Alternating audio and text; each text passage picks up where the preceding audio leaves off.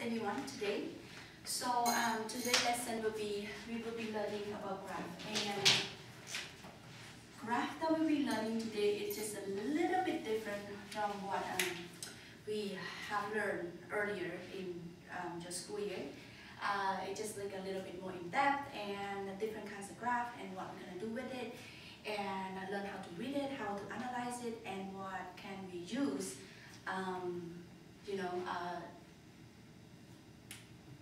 in our daily life. So you might be wondering, well, what can we do with graph? Actually, graph is very useful in our daily life. If we don't pay attention to it, we might think, oh, I don't think so, but there's a lot of ways that we can use graph, and today we're gonna learn about that. So, well, graph that we're gonna talk about today is gonna be about histogram, and we're gonna learn about number line. Now you might be wondering, wait a second, why is number line have to do with the graph? But as we go along, we will learn what number line is, histogram is, and then we're gonna learn about plot dots. So this is really fun. And okay, so before we go on, let me introduce you to some of this. This is not a graph, it's just like a number that you can use with it, on the graph. And histogram actually is a graph. So what is histogram? Histogram actually, it looks just like a bar graph. So what is the difference between bar graph? So if we look at it, so histogram, it looks something like this.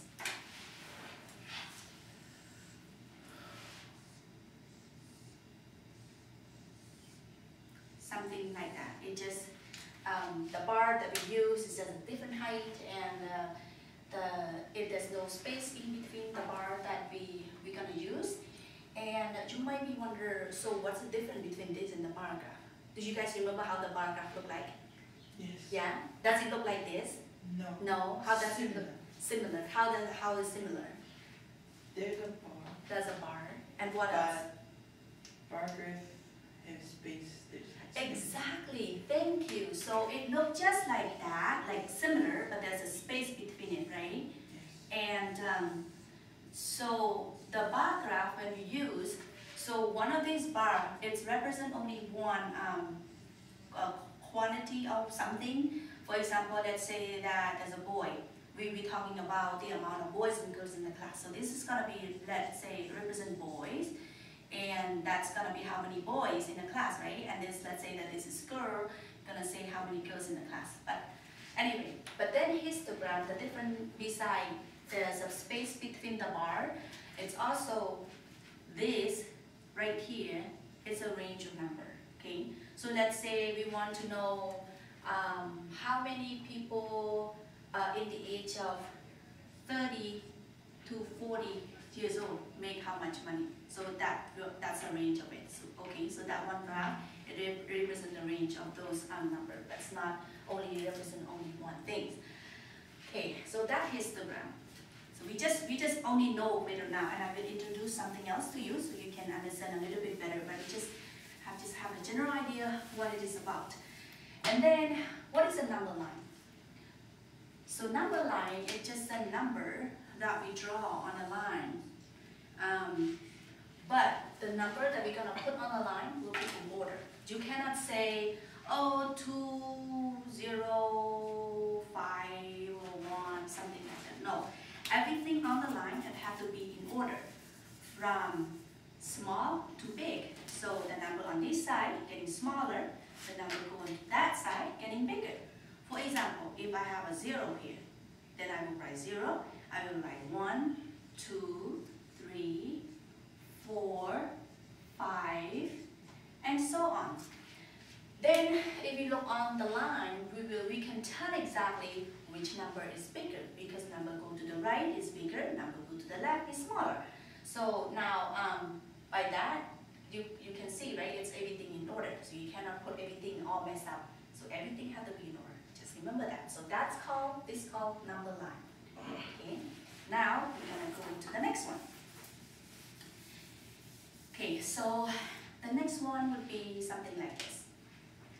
I am going to draw, let's say, a line like this, okay? And then if I would say, I choose the flavor of ice cream under here. So I say vanilla. Over here I say chocolate flavor, right? And then I will say strawberry flavor.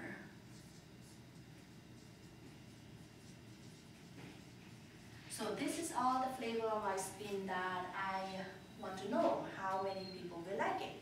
And then I will ask, let's say in this class there's 5 people like chocolate, okay? So I will write down 1, 2, 3, 4, 5. And then I would ask how many people like chocolate flavor. So there might be 2 people that like chocolate flavor. And 1, 2.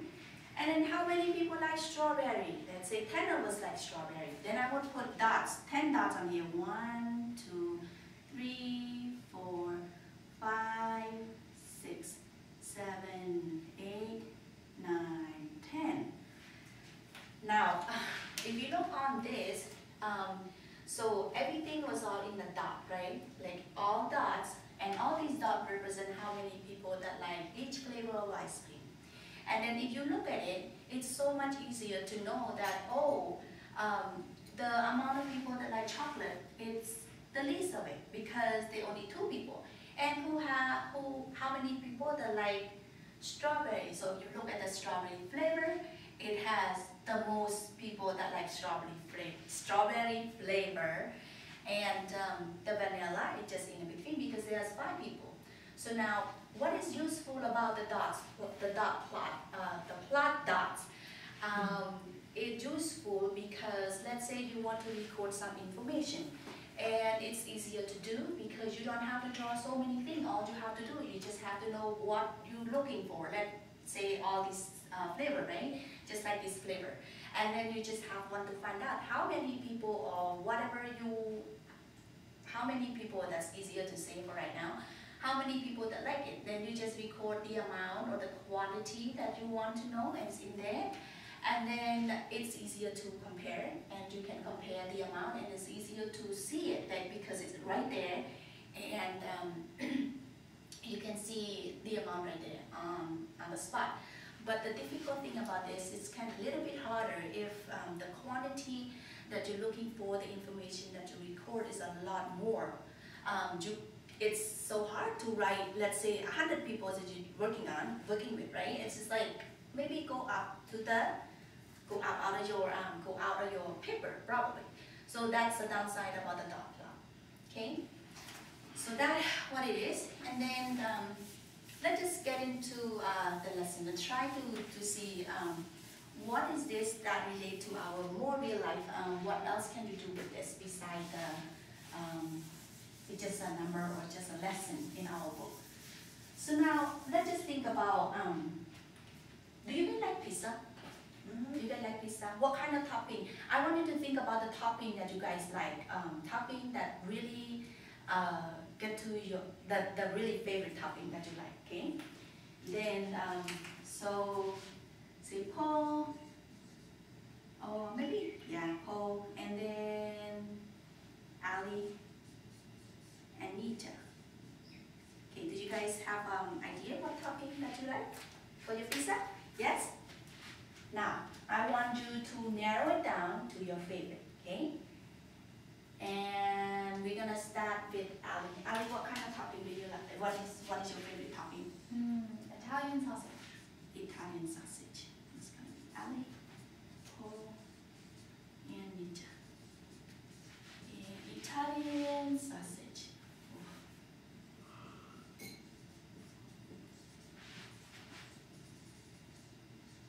How do you spell this sausage right here? Probably. Okay. Okay. Ali like Italian sausage. And then is anybody else like Italian sausage? No? I just like the cheese. Just like the cheese. Nija, what do you like? Cheese too. You like cheese too? So 2, whole and ninja. Okay, cheese, there's 2, and then Italian sausage. And I would like you to think about one more about vegetable topping. What would you like for vegetable topping? Green peppers. Green pepper. Anybody else? Me. You like green pepper? Okay. Nija? Same. You say, okay, sounds good. So now, if we look at this, everything that we have over here, we can just put it in there. Sorry, I just wrote down wrong. So I'm just gonna write down right here, Italian sausage, maybe IS, cheese, and then we say green pepper.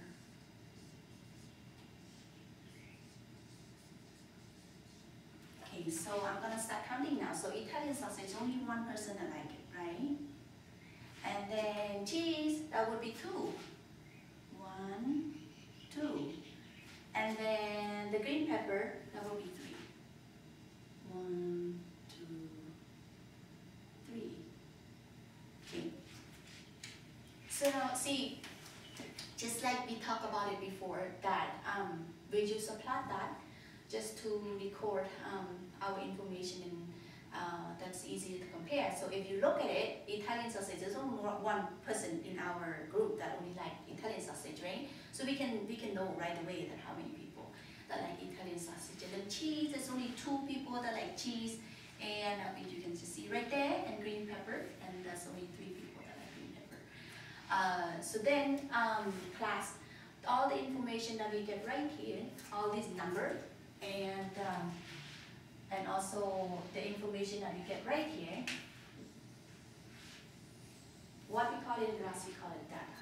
So we just collect data and put it in the graph, and then we can just see it, and you can just tell information right there, and it won't take too long, and that's how useful that is with the dot plot. But just remember about the downside about the dot plot, that it's kind of a little bit harder when there are so many numbers and so many people.